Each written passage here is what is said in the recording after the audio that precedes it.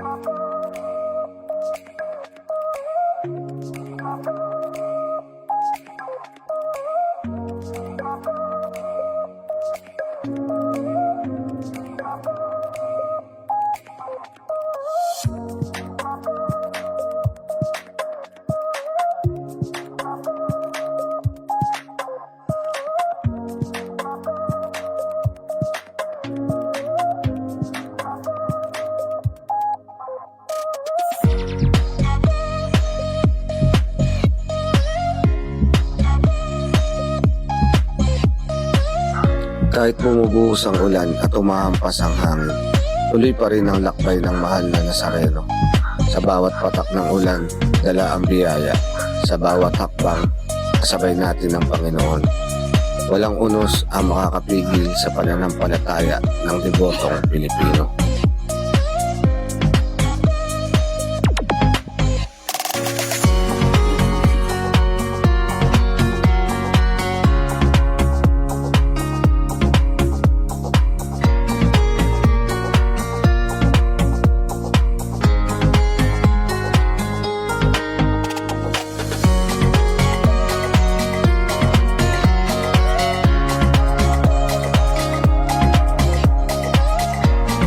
Naging deboto ako ng Nuestro Padre Jesus Nazareno, hindi ko sure kung 2015, nauna sa akin yung kapatid ko. Nauna siya nung deboto, tapos parang dadala ako, nasama ako sa kanya. Tuloy-tuloy na, at sa magkasama na kami, nung simula nung 2015 hanggang sa kasalukuyan ngayon, naging deboto na ako. At nung last year, 2024 na February, nakapasok ako sa EOS Central. Yun yung una kong pagpasok sa Central. Sobrang saya ko kasi yun yung pangarap ko maging EOS. Tinulungan ako nung kaibigan ko si Andre. Siya nagpasok sa akin bilang EOS. Yun lang na.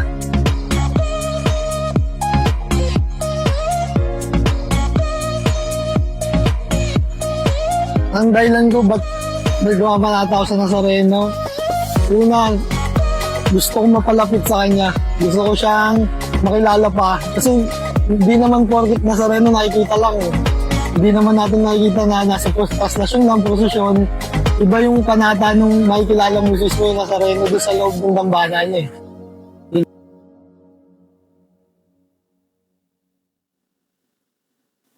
Ano? Mga himala na natanggap ko sa biyaya. Siguro mga dating walang-wala pa kami. Hindi kami ganun kataas, hindi kami ganun kaya pera. Hindi araw-araw nakakain kami ng masarap. Nung simula nung nagdasal ka sa kanya, namanata ka, binigay niya yung mga pangangailangan mo. Hindi ka niya pinapabayaan sa araw-araw. Tapos yung mga natanggap ko, yung sa trabaho, kung saan ako na dinadala, trabaho ko, kung saan ako nag-shooting sa ibang bansa, sa ibang lugar sa Pilipinas, dinadasal ko sa Nazareno, nagkakaloob naman sa akin. Hindi ako pinapabayaan sa akin trabaho. Salamat Parada Family sa taos-pusong pagtanggap sa mahal na Nazareno sa inyong tahanan. Isang biyayang hindi matutumbasan ang makasama siya. Sa bawat panalangin at pasasalamat, nararamdaman ang kanyang presensya. Ito po si Tata Lean at ito ang Lakbay Nazareno. Viva Nuestro Padre Jesus Nazareno!